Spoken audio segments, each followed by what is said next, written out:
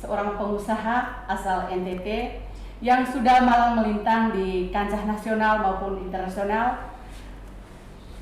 Walau kesehariannya ada di Jakarta, tapi Bapak Franciscus Go tentu tidak lupa akan tanah kelahirannya di NTT, dan karena itu di NTT sendiri beliau memiliki sebuah lembaga yang konsen di bidang ekonomi, kesehatan, pendidikan, dan sosial, yaitu lembaga Yayasan Felix Maria Go yang eksis di NTT, sehingga isu-isu sosial kemasyarakatan di NTT sering beliau tangani langsung, baik datang ke NTT maupun secara ini dari Jakarta.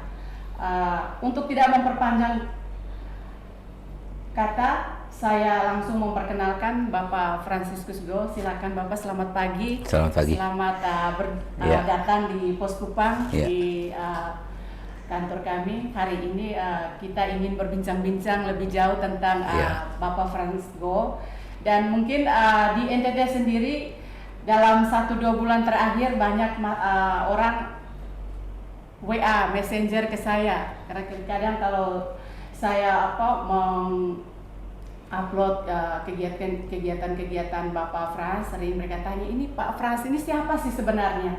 Dan hari ini tentu ini menjadi tanda tanya bagi Tribuners itu terjawab. Jadi silakan Bapak Frans memperkenalkan diri sedikit Baik. Ya. Terima kasih Bu Metil. Selamat pagi semua Tribuners. Saya merasa berharga bisa datang diterima di redaksi Pos Kupang ya. Hari ini tentu saya yang merasa dihargain, bisa diterima, dan bisa menyapa Tribuners sekalian.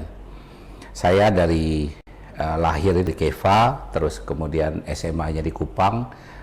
Sebenarnya tujuan saya ke Kupang minggu ini adalah untuk menghadiri acara besok, acara jalan santai yang diselenggarakan oleh alumni IKA Semansa SMA Negeri 1 Kupang, yang kebetulan angkatan kami, angkatan 87, menjadi penyelenggara acara jalan sehat besok pagi. Kesempatan jadi beriklan ya Bu ya. Itu tujuannya saya. Nah, jadi begitu dapat telepon dari Pos Kupang, ya diminta bisa menghadiri podcast, ya saya pikir sekalian ya untuk datang bisa bersapa, bersilaturahmi dengan teman-teman di sini semua. Baik Bapak, tentunya dalam hari-hari ini Bapak pasti melihat bagaimana perkembangan daerah NTT kita ini sesuai dengan tema kita itu tentang peluang dan tantangan NTT ke depan di era 4.0 saat ini. Kira-kira dari kacamata Bapak melihat NTT saat ini seperti apa? Ya. Baik, mungkin pertanyaannya Bu Metil dibilang ringan, tapi menurut saya berat ya. Karena kan pertanyaannya cukup menantang ya. Saya boleh katakan NTT saat ini tentu jauh lebih maju dibanding dengan saat saya masih berada di SMA di Kupang sini ya. Saya lihat ada banyak pembangunan dan jumlah traffic atau jumlah penduduk dari kabupaten-kabupaten lain yang berkuliah atau mungkin bekerja di kota Kupang juga cukup banyak ya. Nah, saya juga bulan yang lalu juga sudah melakukan perjalanan pribadi, berjumpa dengan teman-teman di Pulau Sumba. Saya juga lihat ada kemajuannya, cukup ada kemajuan. Kalau Timor saya lihat lebih banyak dibanding pulau-pulau lain, karena mungkin jumlah kunjungan Presiden kita cukup sering ya, cukup sering. Nah, ini kita berharap ke depan bisa lebih baik lagi. Kalau ditanya menyongsong era 4.0, saya mungkin berpendapat era 4.0 itu saya terjemahkan sebagai era artificial intelligence. Jadi kita sudah melewati masa Internet of Things, digitalisme, apps, aplikasi, ya, marketplace, startup bisnis, itu kita sudah lewatin. Jadi sebenarnya kita sudah mulai masuk ke era artificial intelligence. Mungkin bisa disebut sebagai era 4.0 atau mungkin 5.0 yang awal 4.0 ya. Nah, kalau dalam hal konteks itu, menurut saya NTT, pemuda NTT, warga NTT harus siap. Karena menurut saya pasti cepat, secara cepat akan masuk. Ya. Iya Bapak. Tadi Bapak menyampaikan bahwa kita sudah sedikit lebih maju. Ini kalau ini kembali lagi ke kacamata Bapak sebagai pengusaha, melihat pembangunan pendidikan dan kesehatan kita, apakah sudah, karena sekarang ini NTT tidak sangat ini dengan stunting saat ini yang lagi memang itu semua stakeholder saya kira sama-sama menggempur stunting, tapi sampai saat ini juga stunting juga belum habis gitu. Betul. Belum habis. Kalau di Kota Kupang mungkin angkanya sudah ini, tapi di daerah-daerah di pelosok-pelosok itu timur ini TTS itu masih banyak sekali yang ini kira-kira apa yang bisa membuat Bapak melihat hal ini, dan kira-kira apa yang harus dibuat ini sehingga masyarakat kita sudahlah stunting itu tidak ada lagi. Ya, saya sepakat Bu Metil ya. Jadi siapapun kita yang disebut stakeholder dari NTT, baik itu dosen, itu ASN maupun pengusaha dan sebagainya, harus berjuang bersama untuk mengatasi masalah ini. Saya melihat pendidikan belum ada perubahan. Ya, belum ada perubahan yang drastis lebih baik. Karena menurut data BPS, angka partisipasi pendidikan di NTT masih cukup tinggi ya. Tinggi dalam arti yang lulus atau tidak lulus SMP menguasai lebih besar daripada yang lulus SMA dan kuliah. Jadi kita harus coba seluruh stakeholder harus berjuang untuk coba naikin lagi. Jadi minimal mungkin lulus SMA. Ya, itu yang kita sebut angka partisipasi pendidikan. Kalau kesehatan, parameternya saat ini salah satunya adalah stunting ya. Sebenarnya masih banyak parameter-parameter lain untuk mengukur kesehatan masyarakat suatu daerah gitu. Tapi kita harus optimis, kita harus bisa mengatasi itu. Mengatasi itu bukan hanya dengan APBN diperbesar untuk menambah puskesmas dan sebagainya secara fisik ya, tapi kesehatan masyarakat, lifestyle, cara gaya hidup dan sebagainya juga harus ikut berubah. Dan mestinya bisa. Walaupun Bu Betel tadi bilang kan masih dibanding dengan daerah lain, NTT masih belum mengejar itu, tapi saya yakin ke depan kita harus bisa. Itu pendidikan itu menjadi tantangan Bapak. Kira-kira solusinya apa nih? Apakah kita orang-orang kita di NTT yang berhasil di tingkat nasional misalnya seperti Bapak Frans itu membuat gebrakan misalnya menjadi orang tua asuh bagi orang-orang kita, orang-orang tua yang tidak mampu, sehingga anak-anaknya itu bisa sekolah dan sebagainya selain beasiswa-beasiswa yang disediakan oleh pemerintah. Dan ini saya kira banyak orang kita yang belum bisa untuk akses hal-hal tersebut. Itu kira-kira Bapak Frans sendiri melihat ini? Ya, betul. Jadi kita juga kan bisa lihat saat kampanye debat capres kemarin itu juga menyinggung tentang pendidikan dan cara mengatasinya. Nah, dari saya tadi Ibu nanya mengenai caranya bagaimana. Ya, pertama secara global NTT secara makro kita harus berjuang untuk menaikkan angka partisipasi pendidikan. Caranya bagaimana? Ya, kita harus cacah ya, berbagai cara. Pertama, misalkan orang tua asuh.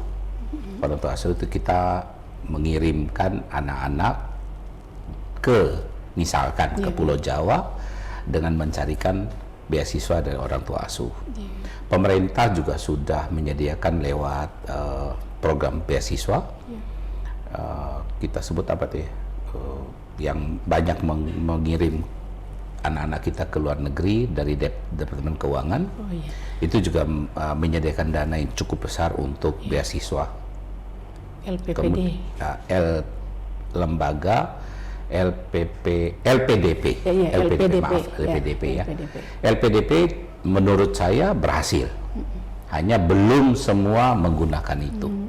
Tapi kalau kita lihat dari angka mahasiswa yang menggunakan LPDP melanjutkan kuliah, baik di Indonesia maupun di luar negeri, tiap tahun meningkat. Dan sekarang sudah tidak perlu lagi ada ikatan dinas. Cukup yang penting bisa pulang kembali ke Indonesia dan kerja. Nilai yang ditanggung LPDP juga cukup menarik, tidak hanya biaya pendidikan tapi biaya hidup juga. Metode lain lagi adalah mungkin yang kita belum coba adalah membuat sekolah berasrama. Ya, itu juga bisa. Atau program mengirim guru ke pelosok. Yang penting anak-anak kita di daerah, di pelosok bisa mengenyam pendidikan lebih cepat, lebih baik ya. Faktor-faktor seperti infrastruktur, kekurangan guru, kekurangan gedung misalnya dan sebagainya, itu menurut saya bukan sebagai alasan utama untuk kita tidak kita hanya terus berkutat dengan kondisi seperti ini ya. Kondisi di mana dari tahun ke tahun jumlah anak-anak yang tidak bersekolah itu bukan berkurang tapi tetap stabil sama. Ya, berarti mungkin juga kita bisa lihat mungkin pola mindset orang tuanya juga ya. Gitu. Tapi saya sendiri terus terang Bu ya, satu lagi saya sendiri surprise juga, belum lama ini saya bertemu dengan mahasiswa dari NTT yang berkuliah di Jogja, itu sudah lebih dari 5.000. Lebih dari 5.000. Belum yang ada di Semarang, belum ada yang di Solo dan Malang. Ya, Bapak, itu yang sekolah melanjutkan pendidikan ke perguruan tinggi. Tadi Bapak sempat menyampaikan bahwa banyak yang stop di SMP. Ini yang membuat masyarakat kita menjadi ya karena pendidikannya rendah sehingga banyak persoalan yang terjadi. Ini kira-kira bagaimana membuka benang kusut ini di SMP kok berhenti gitu? Kenapa tidak bisa orang tua itu dimotivasi untuk anak tuh harus ke SMA dan selanjutnya ke perguruan tinggi? Kira-kira ada apa di ya ini mesti sama-sama ya, saya bilang mesti sama-sama ya. Jadi ada faktor pertama mungkin ekonomi ya, ekonomi. Faktor ekonomi bukan cuma sekedar tidak mampu membiayai anaknya ke SMA dan kuliah, bukan, tapi juga faktor ekonomi ini adalah orang tua merasa anak harus membantu orang tua di kebun dan merasa bahwa tidak perlu sekolah tinggi. Nah ini mindset wawasan berpikir orang tua ini yang harus kita pangkas secepatnya. Peran serta perangkat desa, ASN, apalagi yang berkutat di bidang pendidikan, ini harus menjadi PR buat kita semua. Bagaimana 5 tahun ke depan kita harus mengurangi itu. Karena saya percaya dengan kita coba naikkan angka partisipasi pendidikan, pasti dia bisa menolong kembali keluarganya, anggota keluarganya. Ya, Bapak. Ini masih terkait pendidikan. Kalau kita lihat masyarakat NTT itu sebenarnya tidak miskin, tanah luas, punya tanah besar-besar. Lalu masyarakat kita itu enggan untuk menanam karena katanya ini kering ini. Tapi kalau saya lihat Bapak Frans di Jakarta dengan Jakarta yang begitu padat, tapi masih sempat beternak ayam dan beternak bikin hidroponik, tanam sayur dan sebagainya yang saya lihat itu luar biasa. Itu bagaimana? Apakah bisa virus itu bisa dibawa ke NTT sehingga orang kita jangan sampai kita tidak bisa berbuat apa-apa, harus beli di pasar gitu, Pak? Bisa Bu. Ya, jadi nanti mungkin dengan tangan yang kecil saya ini, saya sudah berbuat di Sumba dan Flores juga di Timor. Mudah-mudahan dalam beberapa waktu ini kita udah bisa lihat hasilnya ya. Jadi saya mulai intervensi dengan memberikan contoh, percontohan pipa hidroponik penanaman, kemudian dengan ayam juga paket yang kecil ya, paket 96 ekor gitu. Jadi sehingga kalau ada virus atau apa itu bahayanya tidak terlalu besar ya. Maksudnya kalau memelihara dalam jumlah yang 1.000, 2.000 itu cukup berat. Riskan. Ya. Apakah ada pasarnya? Pasti. Pasti. Kalau nggak dimakan sendiri kan, balik lagi yang tadi stunting ya. Ya, Kalau saudara-saudara kita di daerah semua bisa mengkonsumsi telur sehari 1, itu sebenarnya udah nggak stunting. Itu kan asupan protein. Atau kalau nggak ayamnya yang dimakan, kan juga bagus ya. Artinya saya lihat ya, bisa menjadi contoh. Nah, yang saya lakukan di Jakarta, di Depok tepatnya, di Bogor, kemudian di Jogja dan sebagainya, itu sebenarnya proyek percontohan melibatkan Polbangtan Pertanian Bogor, anak-anak lulusan D4 atau S1 bersertifikat organik. Itu saya merekrut mereka saya bentuk sebagai prajurit, ya, grup prajurit yang berani mati. Benar. Untuk mewujudkan itu. Nah, ternyata benar, sambil berjalan kita menemukan berbagai kendala dan bagaimana kita mengatasi. Dan setelah kita berjalan 3-4 tahun ini, saya merasa yakin model yang kita lakukan ini sudah layak bisa di fotokopi lah ya, diduplikasi ke daerah-daerah NTT dan yakin bisa. Dan ya dengan hal-hal itu mungkin kita kalau dibilang malas tidak, mungkin motivasinya kurang, sehingga banyak orang kita meninggalkan NTT itu pergi keluar, padahal di sana juga kerjanya bertani yang dipaksa gitu untuk kerja dan dapat duit.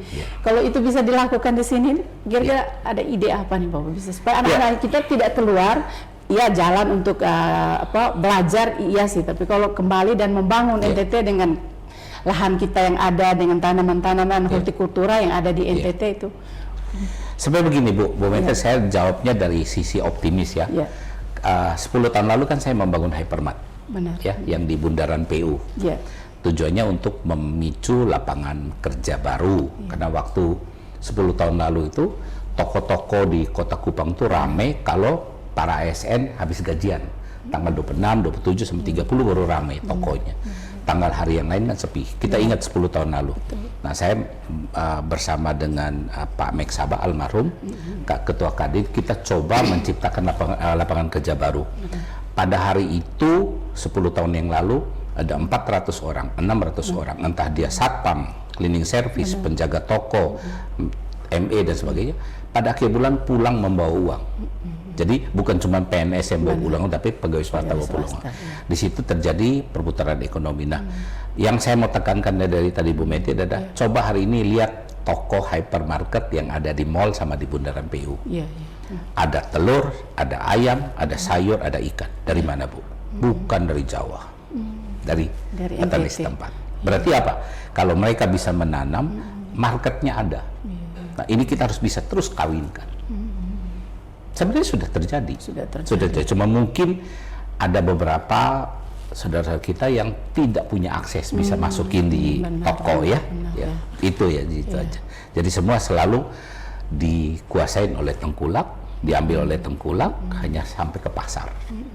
Nah, itu yang mungkin kita coba harus bisa pikirkan bagaimana caranya. Kalau saya di Jakarta lebih gampang Bu. Tanam, masukin ke toko yang kita bikin sendiri, tokonya online. Ya, mohon maaf saya sebut merek lagi. Kita jual di marketplace Tokopedia dan Shopee. Jadi from farm to table. Hari ini kita cabut sayur, 1 jam kemudian kita bawa ke toko, 1 jam kemudian sudah sampai ke meja rumah-rumah warga. Karena mereka kan beli lewat online. Ya. Dan itu sudah terjadi. Menurut saya nanti Kupang sekarang sudah dan akan lebih besar lagi. Jadi selain menyetor ke toko konvensional, dia juga bisa bikin toko online. Dan pasti saya akan ajarin itu. Nggak sulit. Bapak, kita mungkin ada pertanyaan dari warga nih. Dari Bapak Vitalis Wolo. Seberapa penting Pak Frans melihat peran teknologi AI atau 4.0 untuk kemajuan NTT? Untuk implementasinya dari mana kita memulainya? Pak Vitalis, selamat berjuang ya. Setuju, ini Pak Vitalis pasti saya bisa tebak mungkin salah satu anak muda yang peduli dengan AI. Ya. Jadi saya katakan tadi AI hari ini kita semua, setuju nggak setuju, kita mulai masuk babak baru, revolusi kehidupan baru. Benar. Kalau dulu nenek moyang menemukan bajak sawah, pacul dan sebagainya, itu pertanda bahwa mereka dari bertani pindah-pindah, mereka mulai menetap, yang kita sebut sebagai agraris. Kemudian dengan ditemukan mesin uap, itu mulai perubahan baru, bahwa banyak orang berpindah dari agraris, pindah menjadi manusia industri. Hari ini Pak Vitalis, saya boleh catat, menurut saya pribadi, kita masuk revolusi baru dengan ditemukannya AI. Jadi kemajuan AI ini jangan sampai kita jadi objek. Kita harus kembali menguasai kecepatan AI itu. Kalau ada waktu khusus yang lain, saya tantang kembali Ibu Metil, bikin acara khusus kemajuan AI. Kita coba pertunjukan online. Saya datangin gurunya, mengajarkan bahwa sekarang teknologi, salah satu teknologi AI yaitu ChatGPT, dia bisa menggantikan jurnalis, tugas jurnalis. Benar, ya. Itu kita bisa. Nah, tadi pertanyaan lebih lanjut, implementasinya kita mulai dari mana? Pertama, anak muda sudah senang gadget, handphone, sudah senang digital, gak susah. Benar. Kalau kita lihat data BPS, NTT adalah provinsi tertinggi pengguna internet. Jadi dari 5,8 juta, 60% menggunakan. Itu modal Pak Vitalis ya. Jadi itu bagaimana mulai? Pertama sudah punya gadget, sudah bisa internet. Itu modal pertama. Kedua, kalau kita bisa edukasi, bagaimana memanfaatkan kecanggihan AI. AI itu lebih seperti robot, ya. Dia menggunakan monetize dari data yang ada, sehingga dia bisa membantu kita menyajikan lebih cepat. Ya, informasi. Misalnya kita mau bangun rumah, saya mau membangun rumah tipe 36, butuh pasir berapa, semen berapa, cara bangunnya bagaimana. 1 menit dia udah kasih kita semua informasi. Luar biasa. Itu contoh ya. Jadi sudah bisa, artinya gampang sekali. Ya. Dan itu saya kira untuk NTT sendiri butuh pemimpin yang punya kecakapan tentang itu, Pak. Kalau tidak ya pasti akan seperti pasti Bapak bisa membawa virus itu ke sini. Ya, kita cari anak muda yang hebat ya. Kita cari anak muda yang hebat, kita harus pelajari, harus bisa. Karena tanpa disadari sebenarnya kita lihat anak-anak pemuda NTT banyak yang sudah mulai berkarir, berkiprah di tingkat nasional. Itu kita nggak bisa menepis itu. Itu sebagai cikal bakal. Dengan harapan menjadi motivasi bagi adik-adik yang ada di sini untuk open mind. Iya, Pak. Tadi kita omong tentang AI dan juga Bapak sempat singgung tentang penjualan online dan sebagainya. Kemarin waktu masa COVID itu saya kira di NTT cukup berkembang UMKM-nya karena dan ternyata orang-orang kita itu sudah luar biasa, Pak. Mereka ngerti tentang penggunaan ini dan bisa jual lewat online dan meraup uang yang begitu banyak dari cara-cara menjual seperti itu. Dan ketika kembali ke kita sekarang sudah situasi normal, sepertinya redup lagi UMKM kita. Ini kira-kira persoalannya Bapak lihat di mana? Dan banyak orang yang memulai dulu, walaupun tidak ada modal dari pemerintah, mereka survive gitu, Pak. Sekarang kembali lagi, tunggu modal, tunggu ini, tunggu itu, karena alasan tidak ada uang. Itu kira-kira apa yang menjadi membuat orang mundur gitu? Mungkin kalau saya mendebak ya Bu Metil ya, saya mendebak karena dalam situasi seperti sekarang ini setelah COVID itu banyak pesaing, sehingga terkesan mereka jadi yang waktu masa COVID mereka semangat, sekarang terkesan bahwa mereka tidak semangat. Sebenarnya enggak, karena spreading usaha UMKM itu terlalu cepat, terlalu besar. Waktu itu usahanya juga sangat ini, dan yang dulunya tidak pernah orang lirik seperti bunga, lalu sayur-sayuran dan sebagainya, tapi waktu di COVID itu luar biasa orang berkreasi gitu. Dan tinggal nanti kreativitas masyarakat itu harus bisa diimbangi dengan bantuan pemerintah dalam hal pemasaran, ya. Artinya tadi saya contoh misalnya kalau kita buka satu toko hypermarket yang besar hanya bisa menyerap 400 orang misalnya. Ya, kita harus bisa kembangkan 2 atau 3 sehingga bisa menyerap tenaga kerja. Sama dengan UMKM. Kalau dulu pemasarannya itu hanya mungkin 5 miliar, 10 miliar dalam sebulan size transaksinya, pemerintah daerah harus bisa membesarkan 2 atau 3 kali lipat. Nah, caranya dibuat program. Kalau marketnya, kuenya dibuat lebih besar, pasti yang mau berpartisipasi lebih semangat. Lebih besar lagi. Ya. Ini ada pertanyaan lagi Bapak. Ini kayaknya masyarakat kita banyak yang menonton live hari ini. Maria Nofrilinda Elseran. Saat ini sudah banyak program beasiswa yang disiapkan pemerintah atau lembaga swasta, tapi jarang yang tersampaikan di tempat-tempat terpencil. Bagaimana caranya menurut Bapak agar kabar baik ini bisa tersampaikan? Ya, ya ini setuju ya dengan Bu Maria Seran. Saya pengalamannya adalah mengambil satu anak dari Alor, tapi bukan dari pulau yang besar, tapi pulau kecil, dijemput sama omnya, dibawa ke Jakarta, tinggal sama saya dan kuliah, dan ternyata IP-nya 3,96, lulus di Universitas Esa Unggul, Indonesia Esa Unggul, 3,96 lulusnya akuntansi. Jadi nggak main-main ya. Artinya tadi Bu Maria bilang bahwa karena hanya tidak tersampaikan, sehingga pendidikan itu bukan karena tadi bukan karena mindset aja ya, tapi karena kesempatan juga. Nah, bagaimana caranya? Menurut saya, kita punya jaringan terbesar itu ASN. ASN kita, kalau kita gabung dengan perangkat desa, itu sebenarnya sudah kayak seperti saraf, urat saraf yang sudah sampai ke pelosok.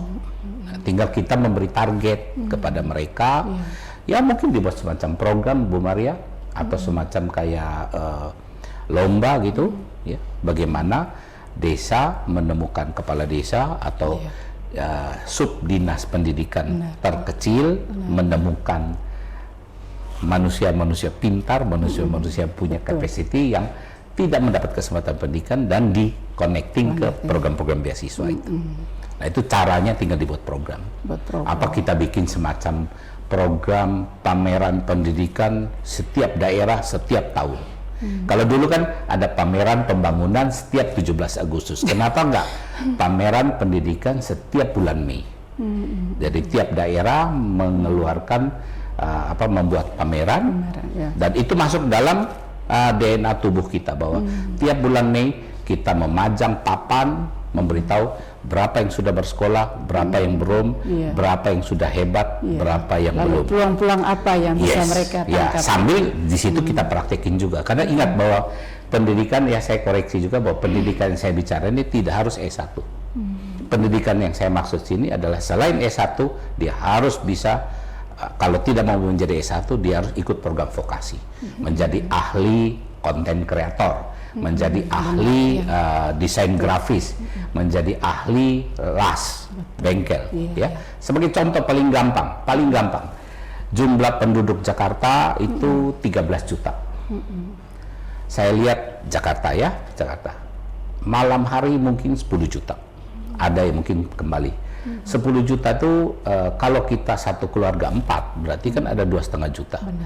Yakin dan saya percaya dari 2,5 juta itu yang berkumpul tinggal malam hari pasti membutuhkan AC, air condition. Siapa yang memperbaiki, siapa yang menservis, siapa yang di dalam jasa itu. Kalau saya namanya Franz dapat order bersihin AC 1.000 satu hari, mungkin saya nggak sanggup juga. Ingat itu ya, jadi itu kira-kira logika yang bisa kita pakai. Luar biasa. Ya Bapak, Bapak Frans, ini yang hari-hari ini sedang warga NTT ini adalah tentang TKI ilegal nih. Setiap hari pesawat yang turun di bandara pasti ada satu peti jenazah dari luar. Ini menyedihkan Pak.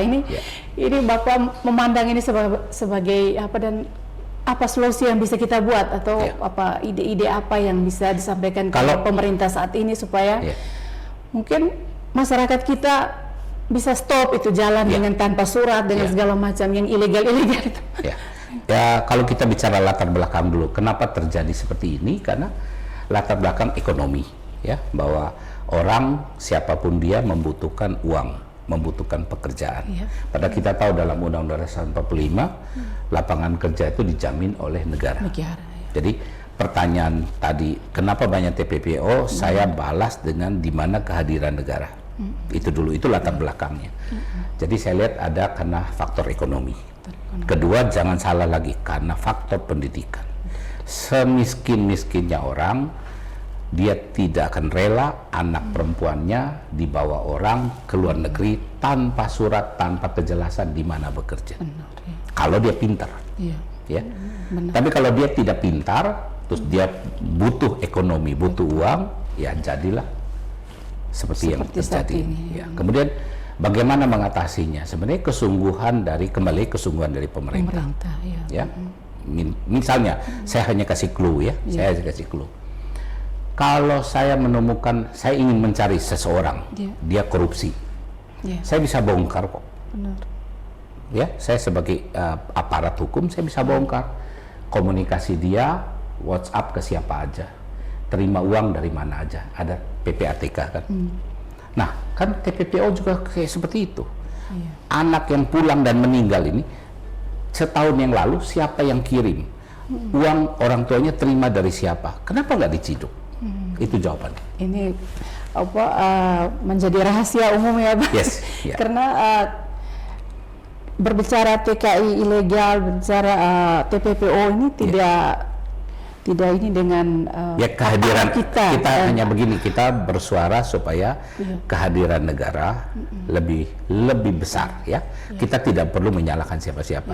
Kehadiran presiden sudah sering, tinggal kehadiran negara berpihak pada yang lemah. Kalau tidak salah Bapak juga punya komunitas Bajaga.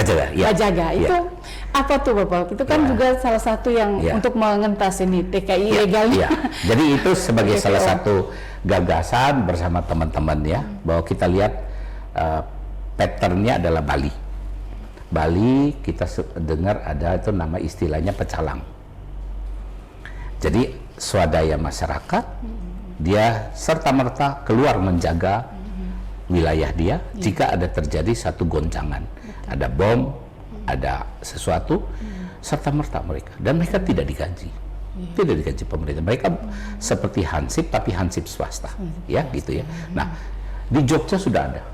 Coba nanti mungkin ada teman yang bisa search, Jogja sudah ada seperti pecalang dan berhasil. Mereka yang ronda malam tidak digaji, tapi dibina oleh pemerintah setempat. Nah, untuk mengatasi TPPO sebenarnya Bajaga bisa kita kembangkan lebih kencang lagi, ya. Di NTT sudah ada, Pak? Sudah, ya, di beberapa sekolah, di teman-teman yang terlebih aktivis yang peduli dengan ini. Sebenarnya cukup siapapun dia kompak memberitakan bahwa tipe orang ini, tipe usaha ini, tipe cara kerja ini harus dihindari, dan dia beritahu ke lingkungan rumah dia, lingkungan kampung dia. Itu sebenarnya sudah cukup menjadi barrier, ya. Sudah bisa jadi dan saya percaya satu saat Bajaga akan seperti pecalang Bali, ya. Karena siapa sih yang tidak sayang dengan kampungnya? Siapa yang tidak sayang dengan warganya? Siapa yang tidak sayang dengan keluarganya? Satu lagi nih Pak, dari Pak Yotan Subalolok. Ide dan percontohan yang sangat mulia dari Bapak Frans. Terima kasih. Dan sangat bisa diterapkan dalam masyarakat seperti kami di NTT. Saya kira tadi Bapak berbicara tentang pertanian hidroponik, lalu ayam petelur dan sebagainya. Ini saya kira orang NTT itu tertarik dengan hal-hal begini, mungkin karena belum menemukan dibuatnya seperti apa, mungkin pendampingan dan sebagainya itu yang dibutuhkan sehingga mereka bisa melakukan hal-hal ini. Nanti Mas Yotan, ya, nanti kalau sempat bisa dapatkan nomor saya, handphone, atau mungkin tim saya. Nanti kita coba, ya, sama-sama dengan Yotan di daerah mana kita coba bikin percontohan, terus kita coba mulai duplikasi pelan-pelan. Luar biasa. Jadi banyak Tribuners di luar yang menonton, sehingga ada Terima kasih. pertanyaan-pertanyaan masuk. Satu lagi Bapak, mungkin satu kesulitan besar di NTT ini adalah air Bapak. Iya. Sehingga air ini menjadi sumber dari segala macam kegiatan, aktivitas. Walaupun kemarin Pak Presiden Jokowi sudah membangun waduk bendungan di NTT, ya. Ada di Nagekeo di timur sini, di timur Kupang, ada beberapa. Tapi kayaknya pengelolaan air ini yang belum maksimal, sehingga orang selalu merasa kesulitan air gitu. Iya. Ya. Ini menjadi persoalan. Iya. Ya itu saat ini dan mungkin ya Bu, ya mungkin harus berbagi tugas. Jadi jika pemerintah daerah belum mampu menjalankan program distribusi, sebaiknya itu bisa ditarik ke pusat dulu sementara, ya. Jadi pusat membuat program distribusi proyek gitu dengan anggaran yang full, jadi tidak hanya melepaskan buat pemerintah daerah mencari sendiri. Karena kita tahu kalau pemerintah daerah seperti Jakarta, kebetulan saya kan di Jakarta dan saya juga ikut terlibat dalam proses di balai kota dan sebagainya. Anggaran mereka 84 triliun per tahun. Nah, bayangin kalau kita di NTT cuma berapa? Dan sumber PAD kita terbesar hanya dari pajak motor dan mobil. Bagaimana bisa membangun jaringan pipa, ya? Sehingga kita mesti berjuang. Pemerintah daerah yang ada sekarang ini harus berjuang ke pusat dalam musrenbang dan sebagainya dengan approach yang baik, supaya ada kue atau porsi APBN yang khusus untuk membuat jaringan ya. Karena kan air dari bendungan sudah ada, mungkin juga bisa dari sumur ya, sumur bor dan sebagainya. Hanya masalah di distribusi ya. Karena kita juga tidak bisa menggampangkan, karena NTT kita kan kontur. Jadi jaringan itu tentu akan ada sedikit lebih mahal ya, membangun jaringan pipa. Tapi harus bisa. Betul. Harus bisa. Harus optimis ya Bapak. Iya. Kecuali mungkin misalnya contoh mungkin ya. Kalau Kupang mestinya bisa teratasin. Yang mungkin agak sulit Soe misalnya. Karena Soe kan spreading penduduk terlalu luas. Terlalu luas. Kalau mereka menyatu di satu tempat, mengerjakan jaringan dan sebagainya itu mungkin lebih mudah. Tapi harus bisa. Karena sekarang kita udah punya pipa-pipa fleksibel. Luar biasa. Oke. Bapak mungkin yang terakhir ini, ada pesan kepada Tribuners di NTT, apa kira-kira yang bisa dilakukan sehingga kita ini tidak bisa survive di hari-hari ini? Apalagi sekarang perkembangan IT yang begitu pesat dan sebagainya, apa yang harus kita lakukan? Baik. Ya, Tribuners sekalian, mestinya kegalauan Tribuners sama dengan kegalauan saya, tapi juga optimisme Tribuners sama juga dengan optimisme saya ya. Kita tahu Presiden sendiri yang memberikan warning gitu, bahwa kita masih dalam 3 krisis. Krisis ekonomi, krisis pangan, dan krisis energi. Nah, 3 ini kalau kita para Tribuners di NTT juga mau ikut andil memikirkan, mari sama-sama. Jadi daripada menunggu, lebih baik kita berbuat sesuatu. Ambil contoh krisis pangan.